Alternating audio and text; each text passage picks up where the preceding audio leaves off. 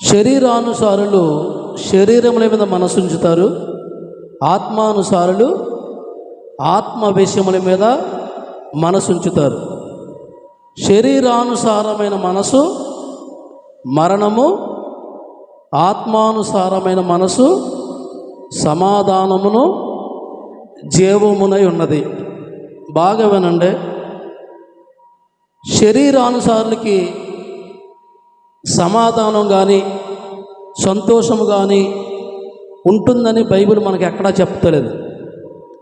శరీరానుసారులకి వారి జీవితంలో సంతోషాన్ని చూడలేరు, ఆనందాన్ని చూడలేరు, వారి జీవితంలో ఒక తృప్తిని అంటూ వారు చూడలేరు. ఎందుకంటే అది శరీరానుసారమైన మనసు. శరీరానుసారమైన మనసు ధర్మశాస్త్రానికి విరోధముగా ఉంటుందంట. దేవుని ధర్మశాస్త్రానికే విరోధముగా ఉంటుందంట. దేవుని వాక్యానికి విరోధంగా ఉంటుందంట. దేవుని మాటలకే విరోధంగా ఉంటుందంట. దేవుని మాటలకే, దేవుని వాక్యానికి, దేవునికి విరోధంగా ఉన్నప్పుడు ఈ శరీరానికి ఏమైనా సమాధానం దొరుకుతుందా? ఈ శరీరానికి ఏమైనా నెమ్మది దొరుకుతుందా? ఈ శరీరానికి ఏమైనా తృప్తి అనిపిస్తుందంటే అవేం ఉండవు. ఎందుకంటే శరీరానుసారమైన మనసుతో ఉన్నంతసేపు నీ జీవితంలో నువ్వు సమాధానాన్ని చూడలేవు. నీ జీవితంలో నువ్వు ఆనందాన్ని చూడలేవు. శరీరానుసారమైన మనసు మనల్ని పరిశుద్ధంగా బ్రతకనివ్వదు. శరీరానుసారమైన మనసు ప్రార్థన చేసుకోనివ్వదు. శరీరానుసారమైన మనసు బైబిల్ చదవనివ్వదు. శరీరానుసారమైన మనసు దేవుని కొరకు బ్రతకాలనే ఆశ ఉంచదు మనలో. అందుకనే శరీరానుసారుల గురించి, ఆత్మానుసారుల గురించి ఇక్కడ రాయడం జరిగింది. ఒకప్పుడు మనం శరీరానుసారులమే. ఒకప్పుడు శరీరానుసారంగా ప్రవర్తించాం, శరీరానుసారంగా తిరిగాం, శరీరం ఏది చెబితే అది చేసాం, శరీరం ఏది చూడమంటే అది చూసాం, ఏది మాట్లాడమంటే అది మాట్లాడాం, ఎలా బ్రతకమంటే అలా బ్రతికేసాం. ఒకప్పుడు దేవుణ్ణి తెలియనప్పుడు, క్రీస్తుని ఎరుగనప్పుడు, క్రీస్తు రక్తంలో కడగబడినప్పుడు మన ఇష్టానుసారంగా తిరిగాం. అయితే ఇప్పుడు నువ్వు దేవుని తెలుసుకున్నావు, దేవుని ఆత్మను పొందుకున్నావు. దేవుని ఆత్మను పొందుకున్న తర్వాత ఆత్మానుసారంగా జీవించాలి తప్ప మరలా శరీరానుసారంగా జీవిస్తే అది చాలా భయంకరమైన శిక్ష మన మీదకు వస్తుందని బైబిల్ చెప్తుంది. తెలియక తప్పులు చేస్తాం, తెలియక పాపాలు చేస్తాం, తెలియక అజ్ఞానంలో బతికేస్తాం, దేవుడి గురించి తెలియక మన ఇష్టానుసారంగా తిరిగాం, ఈ శరీరాన్ని పాడు చేసుకున్నాం, శరీర కోరికలు నెరవేర్చుకున్నాం, శరీర ఆశలు నెరవేర్చుకున్నాం, శరీర దురాశలు నెరవేర్చుకున్నాం, శరీరం ఏది చెప్తే చేసాం. అప్పటికి మన జీవితంలో శాంతి, సమాధానం, మనశ్శాంతి ఏంటో తెలియదు. అయితే యేసు ప్రభు యొద్దకు ఎప్పుడైతే వచ్చామో, యేసు రక్తంలో కడగబడి ఆయన ఆత్మను ఎప్పుడైతే పొందుకున్నామో అప్పటి నుంచి మనం ఆత్మానుసారంగా బ్రతుకుతున్నాం. ఇప్పుడు ఆత్మానుసారంగా బ్రతికినంతసేపు నీ జీవితంలో ఎన్నో శ్రమలు వస్తాయి, ఎన్నో బాధలు వస్తాయి, ఎన్నో కష్టాలు వస్తాయి, ఎన్నో నష్టాలు వస్తాయి, ఎన్నో నిందలు వస్తాయి, ఎన్నో అపనిందలు వస్తాయి, ఎన్నో సమస్యలు వస్తాయి, ఎన్నో సునామీలు వస్తాయి. నువ్వు ఆత్మానుసారంగా బ్రతికినప్పుడు ఇవన్నీ వస్తాయి. కానీ వాటన్నిటినీ జయించే శక్తి దేవుడు నీలో ఉన్న ఆత్మ ద్వారా జరిగిస్తాడు. దేవుని స్తోత్రం చెప్పండి. శరీరానుసారంగా బ్రతికినప్పుడు రావంటే శరీరానుసారంగా బ్రతికినప్పుడు కూడా వస్తాయి. ఇవన్నీ వస్తాయి. కష్టాలు వస్తాయి, నష్టాలు వస్తాయి, వ్యాధులు వస్తాయి, బలహీనతలు వస్తాయి, నిందలు వస్తాయి, అన్నీ వస్తాయి. అయితే నీలో ఉన్న ఆత్మకి బలం లేదు కాబట్టి, నువ్వు ఆత్మానుసారంగా జీవించట్లేదు కాబట్టి శరీరానుసారంగా వచ్చినవన్నీ ఎలా వస్తాయో నువ్వు బ్రతికినంత కాలం అలాగే ఉంటాయి. ఈరోజు చాలామంది చూడండి, 60 సంవత్సరాలు వచ్చినా, 70 సంవత్సరాలు వచ్చినా, బాగా డబ్బున్న వాళ్ళు కోటేశ్వరులే, కుబేరులే, 50 సంవత్సరాలు వచ్చినా, ఎంత వయసు వచ్చినప్పటికీ ఆత్మహత్య చేసుకుని చాలామంది చనిపోతున్నారు. ఎందుకు చెప్పాలంటే ఎంత వయసు 60 సంవత్సరాలు వచ్చినా సరే వాళ్ళకి డబ్బున్నా, వారికి పదవులున్నా, వారికి ఆస్తిపాస్తులున్నా 60 సంవత్సరాల మట్టి వారి జీవితంలో వారికి సంతోషం లేదు, వారి జీవితంలో వారికి ఆనందం లేదు. ఇంకెందుకు వచ్చిన బ్రతుకు, ఇన్ని సంవత్సరాలు నా జీవితానికి ఆనందం లేదని పెద్ద పెద్ద కారుల్లో కోటేశ్వర్లు చాలామంది ఆత్మహత్య చేసుకుని సినీ ఫీల్డ్లో, రాజకీయ ఫీల్డ్లో, ఇలాగ వ్యాపారవేత్తలు, దిగ్గజాలు చాలామంది చనిపోయినట్లుగా మనం చూస్తున్నాం సోషల్ మీడియాలో. కారణం ఏంటంటే వారిది శరీరానుసారమైన మనసు. శరీరానుసారమైన మనసుతో ఉన్నప్పుడు నీ జీవితంలో నువ్వు బ్రతికినంతకాలం సంతోషం చూడలేవు. ఏదో దుఃఖం, ఏదో వ్యాధి, ఏదో బలహీనత, ఏదో బాధ, ఏదో కష్టం, ఏదో నష్టం, ఏదో ఉపద్రవం, వాటిని జయించే శక్తి నీకు లేదు. ఎందుకంటే నువ్వు శరీరానుసారంగా బ్రతుకవు కాబట్టి. మరి ఆత్మానుసారంగా జీవిస్తే వీటన్నిటిని ఎదిరించే శక్తిని దేవుడు నీకు ఇస్తాడు. అంటే నువ్వు ఆత్మానుసారంగా జీవిస్తే దేవుడి చిత్తాన్ని నెరవేర్చినట్లు, దేవుని వాక్యానికి లోబడి బ్రతికినట్లు, దేవునికి లోబడి బ్రతికినట్లు, ధర్మశాస్త్రానికి లోబడి బ్రతికినట్టు, అంటే దేవుని ఏలికలో నువ్వు ఉన్నట్టు. ఆత్మానుసారంగా బ్రతికితే దేవుని ఏలికలో నువ్వు ఉంటావు కాబట్టి ఎన్ని సునామీలు నీ మీదకి వచ్చినా దేవుడు చూసుకుంటాడు. దేవుని స్తోత్రం చెప్పండి. శరీరానుసారంగా బ్రతికితే నీ కష్టం వస్తే నేను ఎవడు చూస్తాడో? నీ సొంత భర్తే చూడడు, నీ సొంత భార్య చూడదు, నీ సొంత బంధువులే చూడరు, నీ సొంత రక్త సంబంధులే చూడరు. ఎందుకంటే ఈ లోకంలో మన బంధువులైనా, స్నేహితులైనా, మన రక్త సంబంధులైనా కొంతవరకే చూస్తారంతే. అదే మనం ఆరాధిస్తున్న దేవుడైతే అంతము వరకు మనల్ని కాపాడతాడు, అంతము వరకు మనల్ని స్థిరపరిచి బలపరుస్తాడని రామపత్రికలో పౌలే అంటాడు. అందుకనే ఆత్మానుసారంగా జీవించాలి. శరీరానుసారంగా జీవించిన వాళ్ళు దేవునికి వ్యతిరేకంగా బతుకుతారంట. ఈరోజు ప్రపంచంలో ఇంచుమించుగా 800 కోట్ల మందికి పైన ఉన్నారు. అందులో ఇంచుమించుగా ఒక 90% శరీరానుసారం ఉన్నారంటే మీరు నమ్ముతారా? బైబిల్ని బట్టి చెప్తున్నాను. 800 కోట్ల మందిలో ఇంచుమించుగా సగం మంది క్రైస్తవులే ఉన్నారు. సగం మంది క్రైస్తవులే ఉన్నారు కదండి. మరి 800 కోట్ల మందిలో 90% మంది శరీరానుసారాలు అంటున్నారంటే అది నా మాట కాదు, యేసుక్రీస్తు వారు అన్నమాట.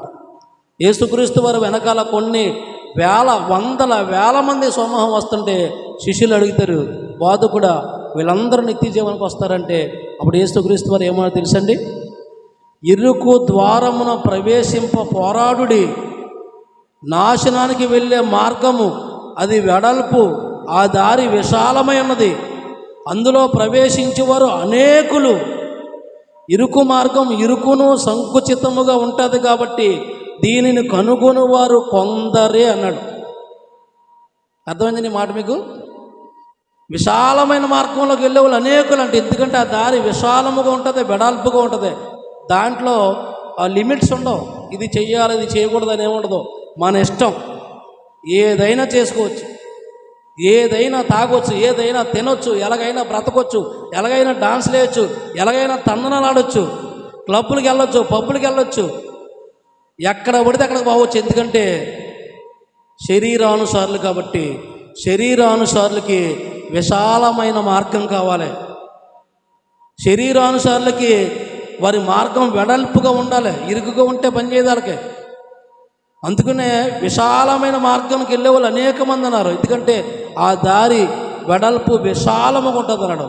ఇరుకు మార్గాన్ని కనుగొని వారు కొందరే అన్నాడు. వాళ్ళనే పౌలు ఆత్మానుసారులు అన్నాడు. దేవుని స్తోత్రం చెప్పండి. ఇప్పుడు భూమి మీద ఆత్మానుసారులు ఎక్కువ, శరీరానుసారులు ఎక్కువ అంటే శరీరానుసారులు ఎక్కువ. 800 కోట్ల మందికి పైగా ఉన్నారు. ఇందులో 90% మంది శరీరానుసారులుగా ఉన్నారంటే పరలోకం వెళ్ళాలంటే మాటలు కాదు.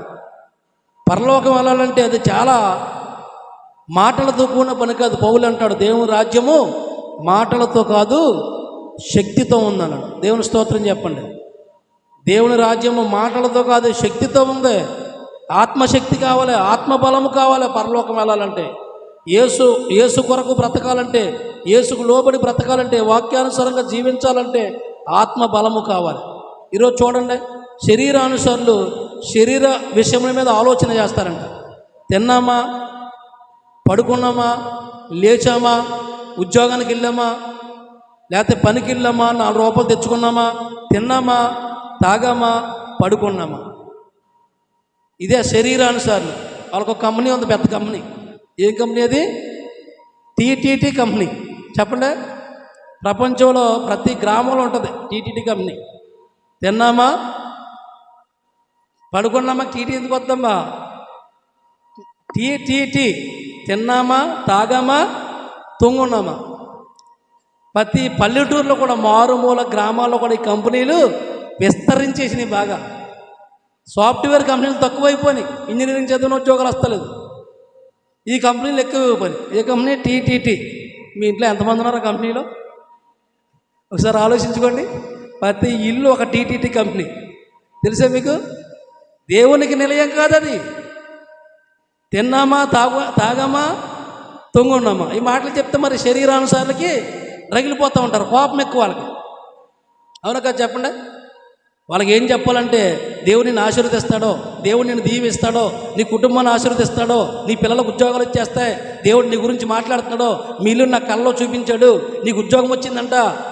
ఇవి చెప్పితే శరీరానుసారులు పొంగిపోయి, మీ ఫోన్పే నెంబర్ ఎంతండి పాస్టర్ గారు? మాలా నిజాయితీగా చెప్పినప్పుడు ₹1 ఏడావడను అంతేనండి. అంటే ఇరుకు మార్గం మీద, ఎవరి మీద మేము ఆశించేవాళ్ళం కాదు. మేము కష్టపడి బ్రతుకుతున్నాం, మేము కష్టపడుతున్నాం, బ్రతకగలుగుతున్నాం. అంతే తప్ప ఫోన్పే నెంబర్లు ఎట్టి, ఈ నెంబర్కి ఫోన్పే చేయండి, దేవుడు మీ గురించి మాట్లాడాడు, దర్శనం ద్వారా అవి అబద్ధాలన్నీ అబద్ధాలు. అబద్ధ ప్రవక్తలు బైబిల్లో ఉన్నారో, లోకంలో ఉన్నారు. అబద్ధ బోధకులు బైబిల్లో ఉన్నారో, లోకంలో ఉన్నారు. క్రీస్తు విరోధులు బైబిల్లో ఉన్నారో, లోకంలో ఉన్నారు. కాబట్టి టీటీటీ కంపెనీలో మీరు పనిచేస్తే, ఒక కంపెనీ ఉంది, అగ్ని గంధకాలతో మండు గుండం. ఆ కంపెనీ ఇంకా ఆర్తం ఉండదు, అది మండుతమే ఇంకా నాన్ స్టాప్. అది ఆ కంపెనీని రన్ చేసేది ఎవరు చెప్పండి? దేవాది దేవుడు. దేవాది దేవుడికి లేవనుకున్న కంపెనీలు మీకేనా కంపెనీలు ఉంటాం? ఆయనకు ఒక కంపెనీ ఉంది, నిత్య నరకం.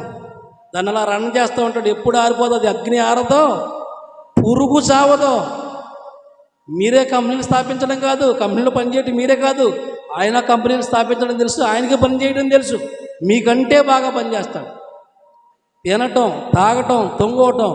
దేవుడు నన్ను ఎందుకు సృష్టించాడు, నేను ఈ భూమి మీదకి ఎందుకు వచ్చాను, నేను ఎందుకు బ్రతుకుతున్నాను, నేను ఎందుకు చనిపోతున్నాను, నేను ఎవరి కోసం బ్రతకాలి, నేను ఎవరి కోసం చనిపోవాలి, నా జీవిత గమ్యం ఏంటి, నేను చచ్చిపోతే ఎక్కడికి వెళ్తాను, ఇంకో జీవితం ఉందా లేదా, ఇదే నా జీవితం అనే ఆలోచనలో ఎవరికి వస్తాయి అంటే ఆత్మానుసారులకు వస్తాయి, శరీరానుసారులకు రావు. ఇంకా వాళ్ళు ఏమంటారంటే, నా మనసులో దేవుడు ఉన్నాడు, నా హృదయంలో దేవుడు ఉన్నాడు, నేను ఎక్కడికి వెళ్ళినా పొద్దున్న లేచిన వెంటనే ప్రార్థన చేసుకుని వెళ్తాను, పొద్దున్న లేచిన వెంటనే ప్రార్థన చేసుకుని వెళ్ళి సాయంత్రం వచ్చేటప్పుడు మందు తాగి వస్తాను. అంతే కదా వాళ్ళ మాటలు, అబద్ధాల మాటలు అన్నీ. నేను పొద్దున్న లేచిన వెంటనే దేవుడు నాకు ఇష్టం, ఎంత ఇష్టమో పొద్దున్న లేచిన వెంటనే ప్రార్థన చేసుకోకుండా ఎక్కడికి వెళ్ళను, నా మనసులో దేవుడు ఉంటాడు. మందు కొట్ట దగ్గరికి వెళ్ళేదాడికి మనసులోకి ఎవడొచ్చేస్తాడో, సాత దేవుడు కాస్త బయటకు వెళ్ళిపోయి, అప్పుడు దేవుడు అంటాడు ఉన్నవాడు, అరే బాబు నీ దేవుడు వచ్చాడు, అక్కడికి వెళ్ళిపో, నేనెంత తెలియదు నీకు అంటాడు. మందేసి వచ్చే శుభ్రంగా కంపెనీలో జాయిన్ అయిపోతాడు. అర్థమైంది మీకు? శరీరానుసారులు చేసే పనులు ఇలాంటి వాక్యాలు చెప్తే విశ్వాసులకు నచ్చదు, సంఘస్థులకు నచ్చదు, విన్నవారికి నచ్చదు. యేసుక్రీస్తు వారు ఎక్కడ మనుషులకు నచ్చే బోధ ఎక్కడా చేయలేదు, మోమాటం లేని బోధ చేశాడు ఆయన. ఆయన బోధకు ప్రజలందరూ ఆశ్చర్యపడ్డారంట. దేవుని స్తోత్రం చెప్పండి. నేను ఆశీర్వదిస్తాడు దేవుడు, నీకు రోగం తగ్గిస్తాడో, మీ కుటుంబాన్ని ఆశీర్వదిస్తాడో, మీ పిల్లలకు ఉద్యోగాలు వస్తాయి అని బైబిల్లో ఎక్కడైనా యేసుక్రీస్తు వారు చెప్పారా? ఏమని చెప్పారు? పాపం వల్ల వచ్చే జీతము మరణము, స్వస్థపరచబడ్డావు, మరలా పాపము చేస్తే ఇది వరకు వచ్చిన కీడు కంటే ఎక్కువ కీడు పొందుతావు, సమాధానము గలదానవై పొమ్మన్నాడు. యేసుక్రీస్తు ఎక్కడ ఇలాంటి బోధలో మనుషుల్ని మెస్మరైజ్ చేసే బోధలు ఎక్కడ చేయలేదు. మనుషులు దేవుని మాటలకు ఆశ్చర్యపోయారు, ఆయన బోధకు ఆశ్చర్యపడి ఉంటుంది. అంటే అప్పటి వరకు అలాంటి మాటలు ఎవరో చెప్పలేదు. నువ్వు పాపం చేసి చచ్చిపోతే నరకనకు పోతావని ఎవరో చెప్పలేదు. నువ్వు పాపం చేసావు, క్షమించబడ్డావు, మరలా పాపం చేస్తే ఇది వరకు వచ్చిన కీడు కంటే ఇంకా మరీ రెట్టింపు వస్తుందని ఎవరో చెప్పలేదు. ఇలాంటి మాలాంటి దైవజనులు చెప్తుంటే మా మీద కోపాలు తాపాలు. ఆలోచించండి, మిమ్మల్ని సంతోషపెట్టే బోధ చేస్తే మీరందరూ నరకానికి వెళ్ళిపోతారు. తెలుసని మీకు? మిమ్మల్ని బాధపరిచే బోధ చేయాలి, మీ హృదయానికి గుచ్చుకోవాలి. పేతురు బోధ చేస్తుంటే వారు ఆ మాటలు విని వారి హృదయములో నొచ్చుకొని, అంటే పొడవబడి అని ఉంటుంది. దేవుని స్తోత్రం చెప్పండి. మీకు వాక్యంతో పొడవబడాలా, లేకపోతే మీకు సంతోషకరమైన మాటలు కావాలి చెప్పండి. పేతురు మాటలు విని వారి హృదయంలో నొచ్చుకొని, అంటే పొడవబడతామంటే బాధ, అది వేదన పడాలి. ఎవరైనా మనం పొడిస్తే నవ్వుతామా? ఎవరైనా మనం కత్తించుకుని పొడిస్తే ఆహాహా మళ్ళీ పొడి చేశారా, ఈ పక్కన కూడా పొడిపడ్డావా, అమ్మ బాబోయిన రక్తాన్ని చూసి ముందు పడిపోతాం. ఆ బాధ తట్టుకోలేవు. వేదన, బాధ, ఎవరైనా మనం కత్తితో పొడిస్తే చాలా భయంకరమైన బాధ. అదే బాధ పేతురు గారు వాక్యము ద్వారా చూపించాడు వాళ్ళకి. దేవుని స్తోత్రం చెప్పండి. ఎవరైనా మనం కత్తితో పొడితే శరీరంలోకి వెళ్తుంది, కానీ వాక్యం అనే కత్తితో పొడితే హృదయంలోకి వెళ్తుంది. దేవుని స్తోత్రం చెప్పండి. హృదయంలో ఉన్న చెత్త అంతా బయటికి వెళ్ళిపోద్ది అనమాట. ఎవరైనా కత్తితో పొడిస్తే ఉంటే శరీరంలో రక్తం అంతా బయటకు పోతుంది, కానీ వాక్యం అనే కత్తితో పొడిస్తే శరీరానికి తగిలేదు, ఎక్కడ? హృదయానికి తగులుతుంది అనమాట. అందుకనే యేసుక్రీస్తు మోమోటం లేని బోధ చేశాడు. కాబట్టి శరీరానుసారంగా నడుచుకోకూడదు. గలతీయులు శరీరానుసారంగా నడుచుకోవడం ప్రారంభించారు. ఆత్మానుసారంగా ఉన్నవాళ్ళే శరీరానుసారంగా పరిపూర్ణలు అయిపోతుంటే దేవుడు హెచ్చరిస్తాడు. ఓ అవివేకులైన గలతీయులారా, మీరు ఆత్మానుసారంగా ఆరంభించి శరీరానుసారంగా ఎలా పరిపూర్ణలు అవుతారు? శరీరానుసారమైన మనసు మరణము, శరీరానుసారమైన దేవుని ధర్మశాస్త్రానికి విరోధము.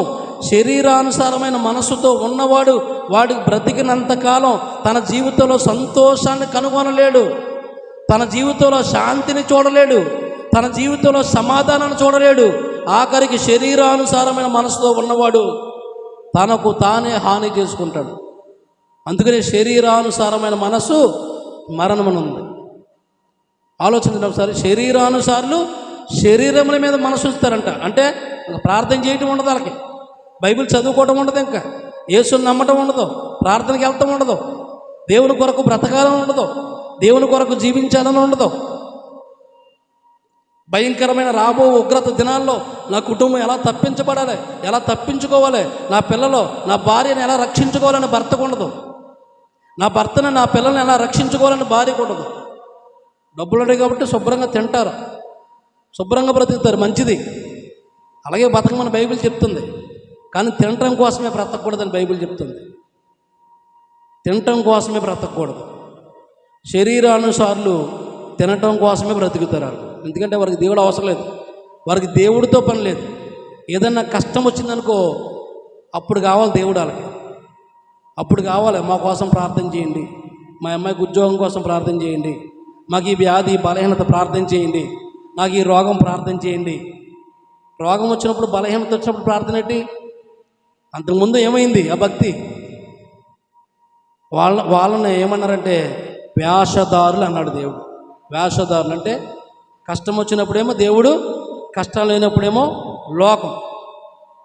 ఆలోచించండి. అక్కడ మాట చూడండి, 8వ అధ్యాయం 8 నుంచి చదవండి. కాగా శరీర స్వభావము గలవారు దేవుణ్ణి సంతోషపరచనేరరు.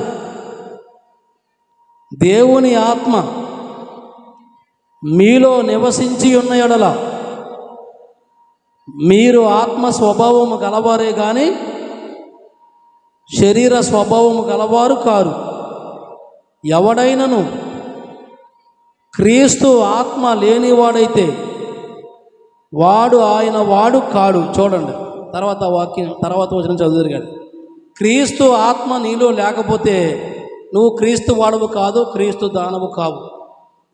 క్రీస్తు ఆత్మ నీలో లేకపోతే బైబిల్ అంటుంది, రోమపత్రిక 1వ అధ్యాయంలో ఉంటుంది, వారు తమ మనసులో దేవునికి చోటియ నొల్లకపోయిరి కాబట్టి దేవుడు చేయరాని కార్యములకు భ్రష్ట మనసుకు వారిని అప్పగించనని ఉంటుంది.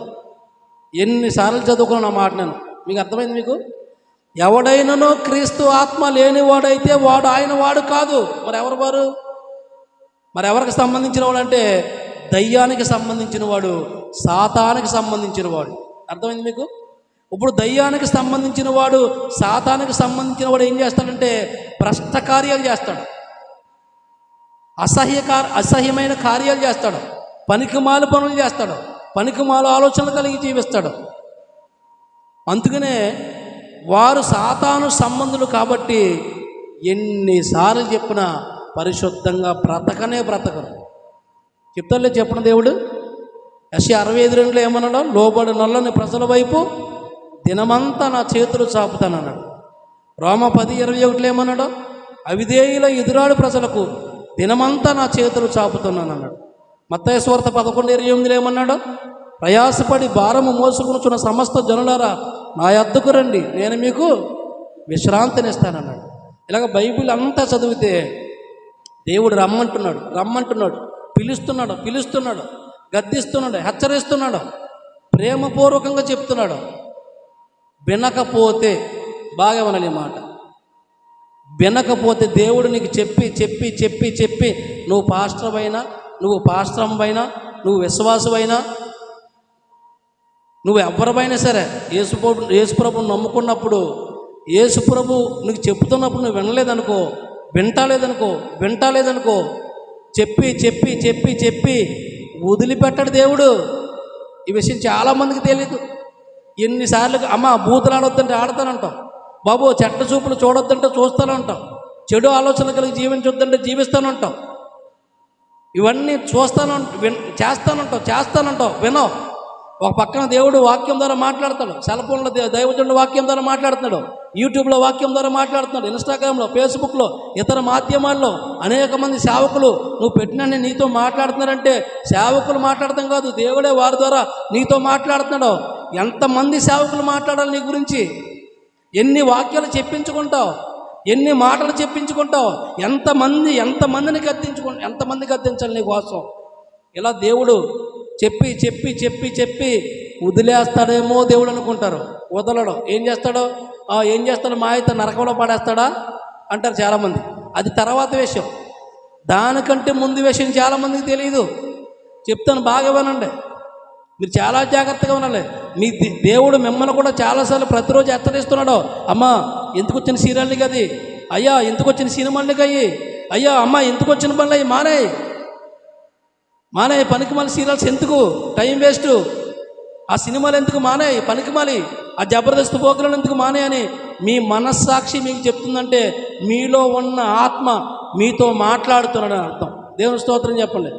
ఎలా చెప్పినా నువ్వు చూస్తానే ఉన్నావంటే, ఎలా చెప్పినా నువ్వు చూస్తానే ఉన్నావంటే, ఎలా చెప్పినా నువ్వు చేస్తానే ఉన్నావంటే, ఎలా చెప్పినా నువ్వు మాట్లాడుతూనే ఉన్నావంటే చెప్పి దేవుడు నిత్య నరకంలో పడేస్తారనుకున్నాడా? తర్వాత విషయం అది. దానికంటే ఒక ముందు ఒక ప్రాసెస్ ఉంది, దానికంటే భయంకరమైన ప్రాసెస్. బాగా వినండి. అంటే నిత్య నరకానికంటే భయంకరం ఏముండదు అనుకుంటే చచ్చిపోయిన తర్వాత అక్కడికి వెళ్తాం. అయితే బతుకుండగా ఆ ప్రాసెస్ ఏంటి చెప్తుంది వినండి.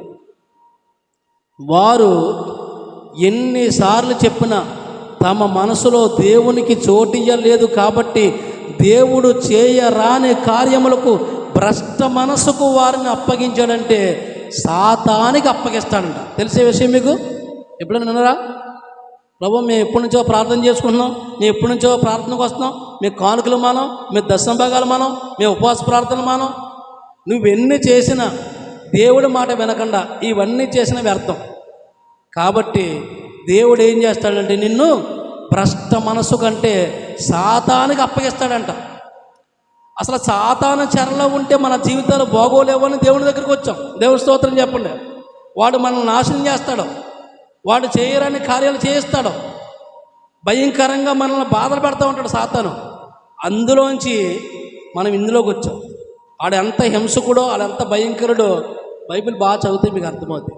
వచ్చాం కదా. ఇప్పుడు దేవుని వద్దకు వచ్చినప్పుడు, దేవుని మాట విన్నప్పుడు దేవుడు చెప్తాడు వినలేదనుకో, నిన్ను మరలా తీసుకెళ్ళి ఎక్కడి నుంచి వచ్చావు నువ్వు ఆడికి అప్పచెప్తావు. ఆడి దగ్గర ఇది వరకు కొన్ని బాధలే పడ్డావు, ఈసారి దానికి 7 రెట్లు పడతామని బైబిల్లో ఉంది. ఎందుకంటే ఒక అపవిత్రాత్మ ఒక మనిషిని విడిచిపెట్టి వెళ్ళిపోయిన తర్వాత అది తిరుగుతూ దానికి ఎక్కడా స్థలము లేనందున నేను విడిచి వచ్చిన వీళ్ళు ఎలాగుందో ఒక్కసారి చూద్దామని మరలా వచ్చినప్పుడు ఆ ఇల్లు ఎలాగుందంటే అది ఖాళీగా ఉండటం చూసి దానికంటే మరీ చెడ్డమైన 7 దయ్యాలను తీసుకొచ్చి అందులో నివసిస్తాయి. అతని స్థితి మొదటి స్థితి కంటే కడపటి స్థితి మరీ అధ్వానం అని చెప్పాడు యేసుక్రీస్తు వారు. దేవుని స్తోత్రం చెప్పండి. అదే జరుగుతుంది. దేవుడు ఎన్నిసార్లు చెప్పినా నువ్వు వినకపోతే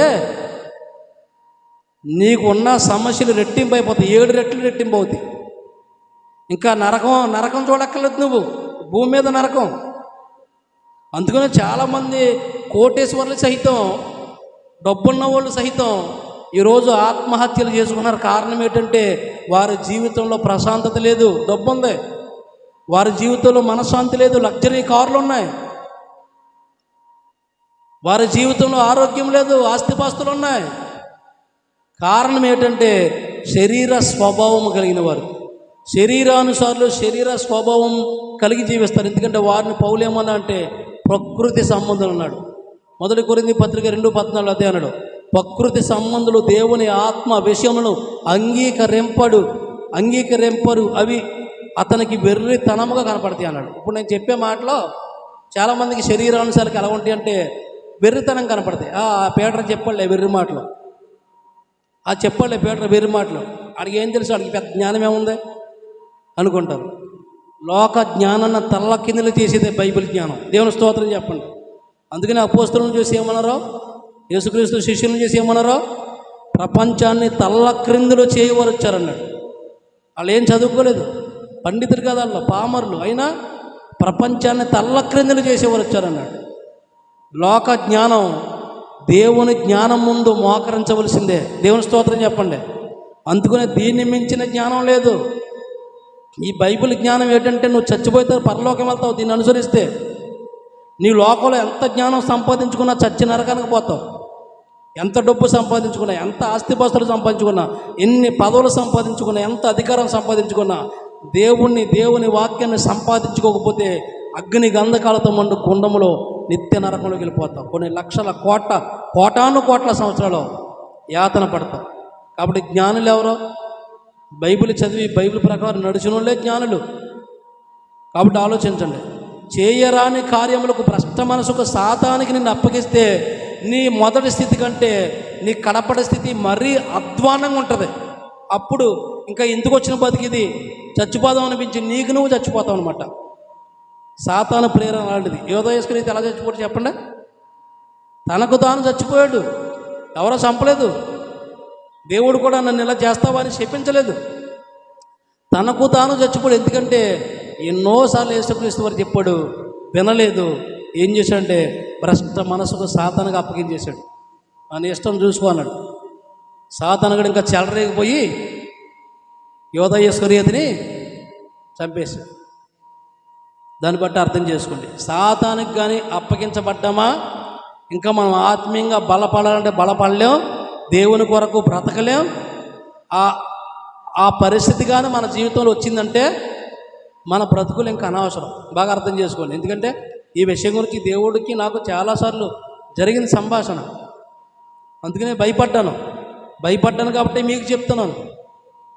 దేవుడికి మన మనసులో చోటు ఇవ్వకపోతే దేవుడు చేయరాని కార్యములు చేయడానికే భ్రష్ట మనసుకు అప్పగించేస్తాడు. అంటే సాతానికి అప్పగిస్తాడని బైబిల్లో ఉంది.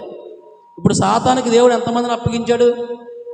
కొన్ని వందల కోట్ల మంది సాతాను ఏలికలో ఉన్నారు. వాళ్ళకి సువార్త తెలియదంటే తెలుసు, యేసుక్రీస్తు గురించి తెలియదంటే తెలుసు, పాప క్షమాపణ ఎవరి వల్ల అంటే తెలుసు, నిత్యజీవం ఎవరి వల్ల అంటే తెలుసు. కానీ ప్రకృతి సంబంధులుగా ఉన్నారు కాబట్టి, ఆత్మ సంబంధులుగా లేరు కాబట్టి, ఇంకా ప్రకృతి సంబంధులు ఉన్నారు కాబట్టి వారు చనిపోయిన తర్వాత దేవుని రాజ్యాన్ని చూడలేరు, నిత్య నరకానికి వెళ్ళిపోతారు. కాబట్టి ఆలోచించండి. ఎంతమంది దైవజనులు చెప్పాలి, ఎన్నిసార్లు వాక్యాలు దేవుడు హెచ్చరించాలి. కాబట్టి ఈ వాక్యమైన తర్వాత మీరు ఇంటికి వెళ్ళిన తర్వాత రోమాపత్రిక 1వ అధ్యాయం చదువుకోండి, 28వ వాక్యం చదువుకోండి. అందులో ఉంటుంది, వారు తమ మనసులో దేవునికి చోటియ నొల్లకపోయారు కాబట్టి దేవుడు చేయరాని కార్యములకు భ్రష్ట మనసుకు వారిని అప్పగించారంటే ఇంకంతే. మన జీవితాలు ప్రయోజనకరంగా మారో, మన కుటుంబాలు ఆశీర్వాదకరంగా మారవు. మన పిల్లలు కూడా భ్రష్టులయ్యే పరిస్థితి ఎంతైనా ఉంది. కాబట్టి ఆలోచించి దేవుని ఆశీర్వాదాలు నిత్యం మన కుటుంబంలో ఉండాలంటే నువ్వు ఆత్మానుసారంగా జీవించాలి, ఆత్మానుసారంగా నడుచుకోవాలి. ఆత్మానుసారంగా జీవించి ఆత్మానుసారంగా నడుచుకున్నప్పుడు నువ్వు దేవుని ఏలికలో ఉంటావు. అప్పుడు నీ మీద ఏగ కూడా వాలదు. దేవుని స్తోత్రం చెప్పండి. ఇశ్రాయేలును తాకువాడు నా కనుగుడ్డు తాకినట్టే అన్నాడు. నువ్వు దేవుని బిడ్డగా ఉంటే, దేవుని పిల్లలుగా నీవు ఉంటే నీ ఒంటి మీద ఏగ కూడా వాళ్ళనివ్వకుండా చూసుకునే బాధ్యత ఆయనది. ఆయన తన దూతలకు ఆజ్ఞాపిస్తాడు.